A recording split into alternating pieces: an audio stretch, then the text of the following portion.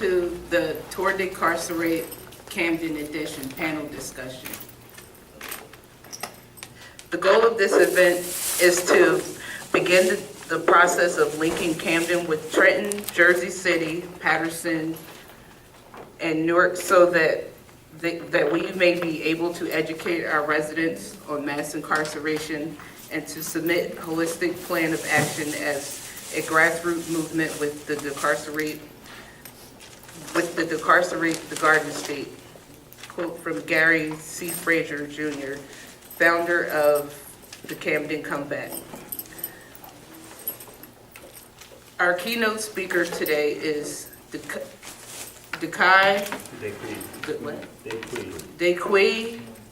Kioni-Sadiki of the National Jericho Movement. You're not introducing yourself? I don't know. I didn't say one at a time. You can read this, sir. Okay. Dequi has, Dequi. I'm sorry. That's where. Dequi has been active in the struggles against police violence, criminal justice, tuition hikes, and women's reproductive rights. She is a former member of the Black Panther Collective. She served as the national co-chair of the People of African Descent Caucus for the Washington, D.C.-based United States Student Association and is currently working with the New York City Jericho movement in the campaign to free United States political prisoners and prisoners of war. National Jericho movement locates political prisoners, compiling records on them, and building the case for amnesty, as well as providing supportive services such as to legal defense.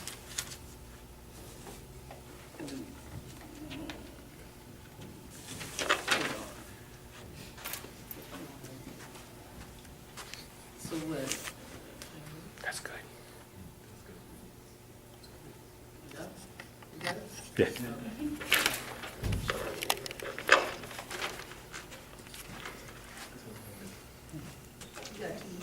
Yeah.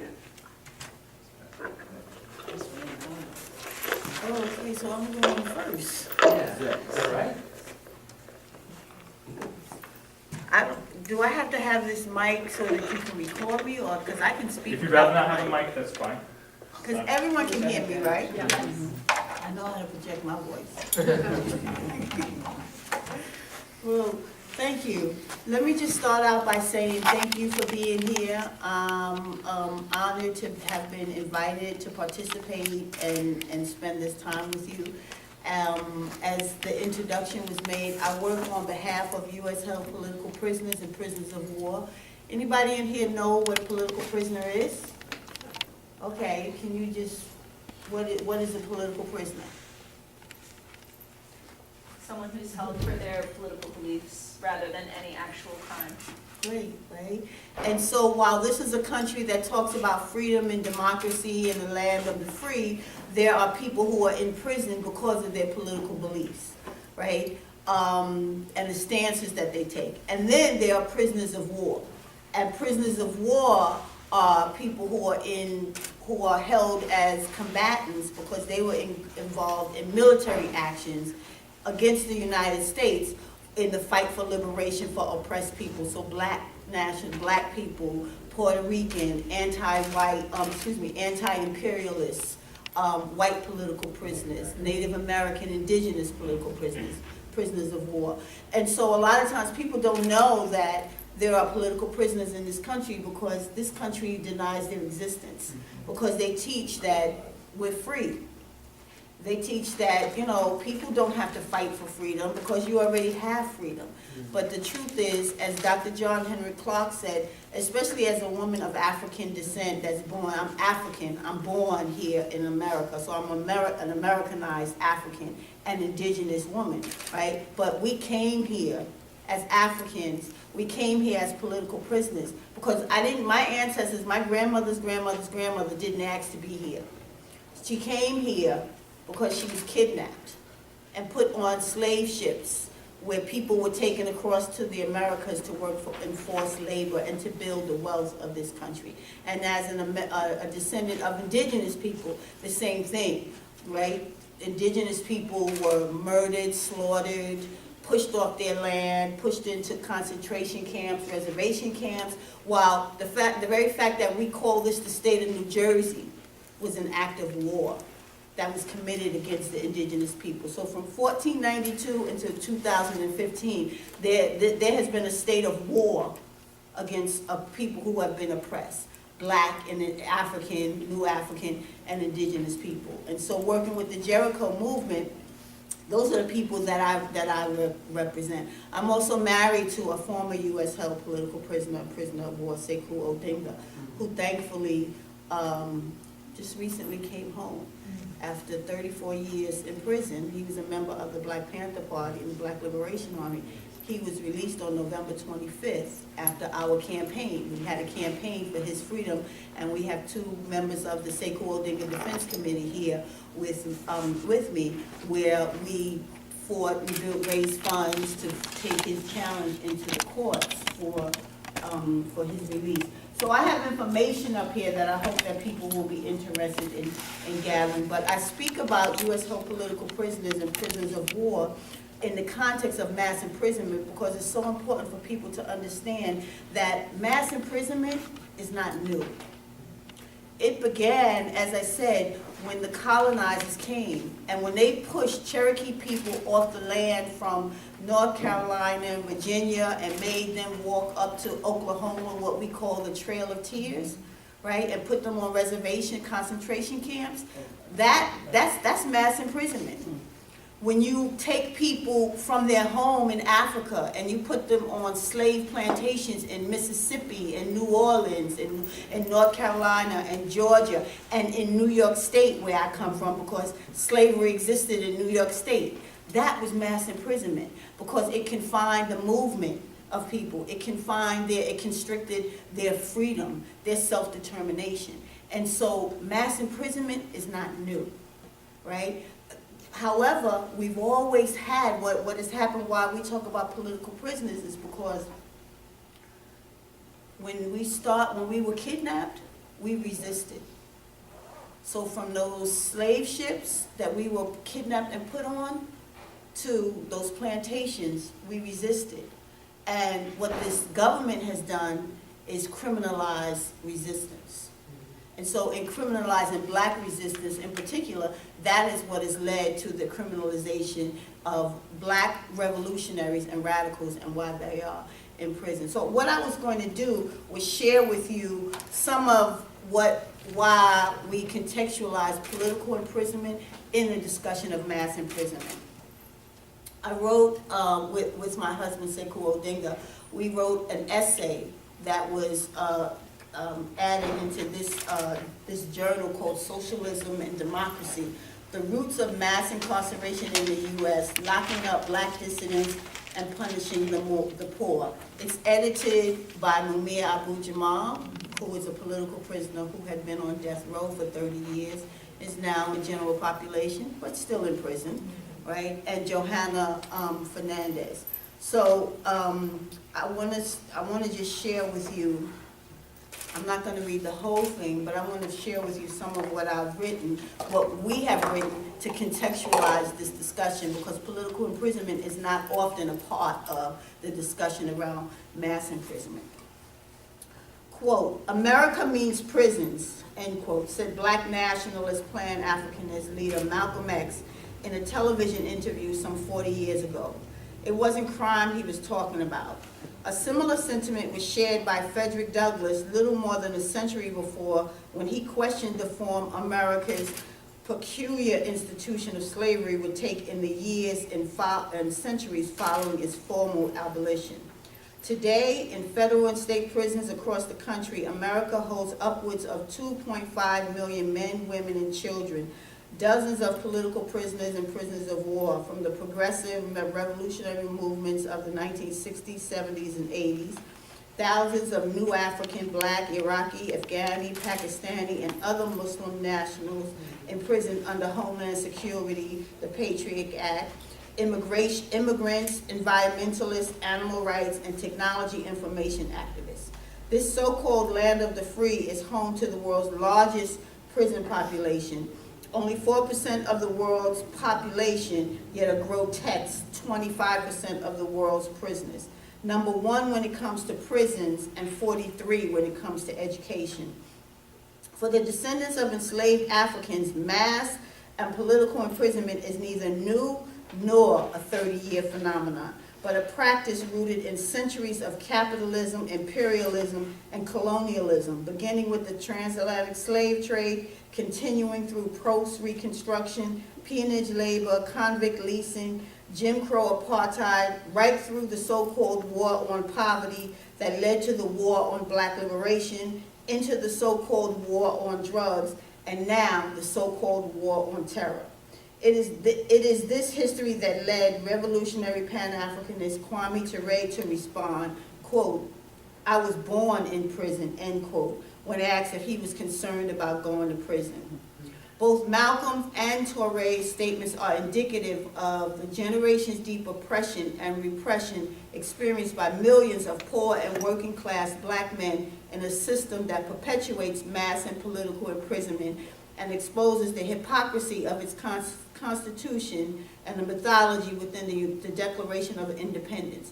For black folk in America, mass and political imprisonment is 400 years of white supremacy, kidnapping, enslavement, brutality, rape, maiming, murder, voter suppression, infinite levels of social, mental, emotional, spiritual, cultural, political, and economic terror. For poor and working class black and brown families and communities, mass and political imprisonment is the invisibility of mothers and fathers, sons, daughters, grandparents, husbands, wives, family members and neighbors, both inside and outside the prison walls. It's riding through upstate communities where I am, and instead of seeing farmland and cows and horses and chickens and cornfields, seeing uniformed white men and women as overseers behind the walls and walls of concrete prison towers.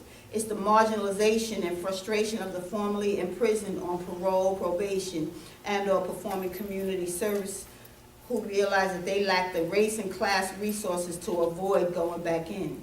It's the trauma and sadness that grassroots activists, caring communities, teachers, social workers, psychologists, and therapists see in the eyes of impacted children. It's the economic exploitation of bail bondsmen, public defenders, ineffective and shady lawyers, real estate developers, urban planners, gentrifying displaces, and businesses who thrive on their hardship. It's the punishing institutionalization imposed by concentration camps, boot camps, detention centers, group homes, ghettos, housing projects, trailer parks, barrios, homeless shelters, and reservations. For radicals and revolutionaries, mass imprisonment is the fire-breathing dragon of repression, meant to crush dissent and resistance, suppress those who fight for self-determination, justice, and liberation, while punishing them with a cruel and unusual vengeance. For millions of poor and working class black, brown, indigenous, Chicano, Asian, and white people, mass and political imprisonment is life under a peculiar institution of slavery that is as American as apple pie. This is the business as usual of mass and political imprisonment. But profit isn't the only or even primary motive. What is? Control. Control of the enslaved. Control of the masses, the lumpen proletarian. That's a Marxist class term. The non-white population that makes up the underground economy, hustlers, semi-legal, illegal, unemployed, underemployed, and a significant percentage of poor whites. Control of those who rebel and those who might rebel. Control of those that society either cannot or will not employ. Control, as in the Fugitive Slave Act and what that meant for the Africans captured under that law, whether enslaved or free. Just as we see with the NYPD stop and frisk and what that means for their defendants. These are the people for whom the clause in the 13th Amendment about about the allowance of slavery was intended. Quote, neither slavery nor involuntary servitude except as punishment for a crime where the party shall have been duly convicted shall exist within the United States, end quote. The formerly enslaved, particularly the men who were arrested and imprisoned for just about anything and everything and for nothing as well, were loaned or rented out by the state to southern white farmers and businesses who, after slavery, could no longer benefit from the labor of the enslaved population. For the people at the bottom of today's class, well, who might resort to extra legal activities to meet their basic survival needs, and for those who seek the power, prestige, and material possessions a capitalist system glorifies. It means being loaned out to corporations for 7 cents to $1.50 per hour. So I'm not going to read this whole thing, but what I want to do is stress, right, because this is available if you're interested in reading our entire article. I have information, contact information, how you can get access to the article, but contextualize it in the historical perspective, right? Mass imprisonment is a manifestation of capitalism, imperialism, and colonialism. It is a perpetuation of this class system, of a racist system. It's the perpetuation of the injustice that continues, the foundation of this country is built on the genocide of one nation and the enslavement of another. And so when we say in this essay that it's neither new nor a 30-year phenomenon, you know, Michelle Alexander wrote a book about the new Jim Crow. There's nothing new about it. This is centuries old. And they disguise it and, you know, they criminalize not just revolutionaries and put them in prison, but after the criminalization of black resistance with the war on black liberation, then they criminalize all black people with the so-called war on drugs. So that targeted black men. Then they targeted black women. Now they target black children, right? And now it's just anyone of color. I live in New York City. You get the train and they tell you if you see something, say something. Everyone who is not white is suspect. So if you are of Muslim, you are suspect. If you are brown, you are suspect. Everything about you. So they have criminalized an entire nation of people, and then they justify it with their corporate media. And so people who care about humanity and social justice, we have to make those links between the historical past and the contemporary present. We have to see why is it that we should be talking about people who are political prisoners in the context of mass imprisonment. Because they are there, because everyone who is fighting against police terror, if you're fighting against homelessness, if you're fighting against indecent housing, lack of affordable housing, if you're fighting against hunger, whatever social injustice issue that people are organizing against, the people who were in the Black Panther Party were fighting against that. David Gilbert, who was a white anti-imperialist, he was fighting against that. The Black Panther Party had a 10-point platform and program that said we want an immediate end to the police murder, brutality, and murder of black people. That was in 1966. We are now in 2015, and nothing has changed. So they are in prison purely because they fought to stop those things. And everyone in here, how many people in here have children? Your child ever eat breakfast in school? Your child or you ever visited a free health clinic? Ever gone to a food pantry? Ever gone to get clothing at a distribution center? That, if you are born of African descent, sickle cell anemia is now routine health care testing. You have a child born and you are of African descent, your child is routinely tested for sickle cell anemia. That's the legacy of the Black Panther Party, because this country was not doing anything to address sickle cell anemia, and the Black Panther Party tested over 1 million children for sickle cell anemia. So free breakfast programs, clothing drives, health clinics, all of those things are the legacy of the Black Panther Party because the FBI, with its COINTELPRO program, attacked the Black Liberation Movement, attacked the Black Panther Party particularly. And J. Edgar Hoover said the Black Panther Party was, quote, the greatest threat to the internal security of the United States. Why? Because they were feeding hungry children. And when children went to those free breakfast programs, they were learning that it was the government's responsibility if the parents could not feed them, that it was something wrong with the government that wasn't making sure that they had food to eat. And J. Edgar Hoover said that made them target number one. And so in the creation of COINTELPRO, it had several key components. One, it was to stop the rise of a Black Messiah. Hence the murder of Malcolm, the murder of Martin.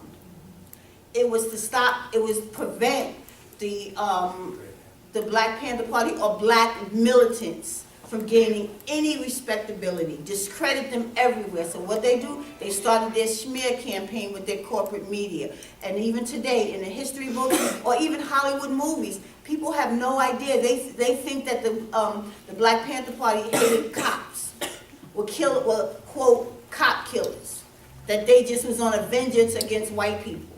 Not true. That was a creation and the mythology created by the FBI and COINTELPRO to prevent them from gaining any credibility, right, and discrediting them. But it didn't work in the communities. Why? Because in the communities, mothers saw that their children were going to school with their bellies fed, that they had community control of schools. They were teaching children. And so a child can't learn if they're hungry, right? And so they saw this and they said, no, that's not who the Black Panther Party are to us. But for white America, mainstream America, Negroes who didn't know, they bought into that, right? And so they accepted the criminalization of the Black Panther Party under COINTELPRO. Another thing that COINTELPRO set out to do was to prevent the long-term growth and coalition of militant Black youth. What do we have today? What is the music that our children are listening to? What are they watching on television?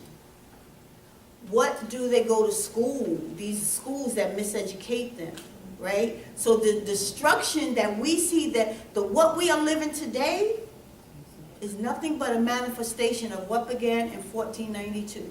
Because in 1492, when those people started coming here and they started separating indigenous children, they took them away from their families. What they do? They took them to missionary schools to get them away from their culture, to change how they wore their hair, their dress, to stop them from speaking their language. I speak English because that's what the colonizers forced on my people. People who speak Spanish, they speak Spanish because that's what the colonizers forced. Because our people did not speak those languages. Right now there's over 1,000 languages spoken on the continent of Africa. And there were thousands of languages spoken right here on this continent with all the nations of indigenous people. Now so many languages are lost because of imperialism, right? So everything that we're living today, when people think that the past has nothing to do with it today, we have to really study. And that's where forums like this become important so that we can have those conversations. Say, none of us invented struggle. Struggle is protracted, right? But we also have to keep the past. The Akan people of Ghana have a word called Sankofa. And Sankofa means to go back into the past in order to build for the future. You cannot know where you're going to go if you don't know where you came from. If we don't know that there's a history of struggle that existed long before I came on the planet, so I am just a continuation of all those Black women who struggled. And mass imprisonment is a continuation of the reservations that existed. Mass imprisonment is a continuation of the war on Black liberation and revolutionary struggle that created political imprisonment, right? That the war on terror is connected to the war on drugs. That all of this country produces nothing except for prisons and guns. So what are they gonna do with the surplus population? Right? And so we have to really have those conversations that don't isolate the issues. It's all connected. It's all relative. And we cannot continue to leave out, because there are people who call themselves organizers who don't talk about political imprisonment. And you cannot talk about mass imprisonment and not talk about political imprisonment.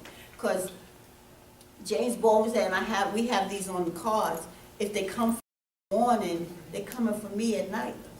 So they always start with one group, and then they see how that goes, and they disassociate everybody from that group. So most people today, unless they have a person in prison, they believe, watch when someone gets arrested. You think about this in your own conversations. Someone that you know, someone says so-and-so got arrested. What's the first question they ask? What did he do? The assumption is that they did something. Right? So because that's part of the lexicon of the corporate media and this distortion of reality. That we don't think that the system is inherently unjust. It is inherently unjust. It is up to the people to build movements that demand justice and to fight for justice, and not to see ourselves as separate, because I'm not homeless, so I don't identify with homeless people. I don't have a person in prison, or I've never been in prison, so I don't care about those people, because the corporate media shows those people as somehow deserving of prison. They show Mike Brown or Eric Garner as somehow deserving of death. We have to smash that and look at this in a historical perspective. And that's how we will win. And so when we say dare to struggle, dare to win, that's what we mean. That understand that we are all in this room connected. The issues that you deal with may be particular to the community that you're in, because I'm born in this country. So some of the issues that I have are not particular to people who are not born here, but it's still against, as Malcolm said, the common enemy, the common oppressor. Because oppression is oppression. It's manifested differently in particular communities, but it's all about the unjust system. Right?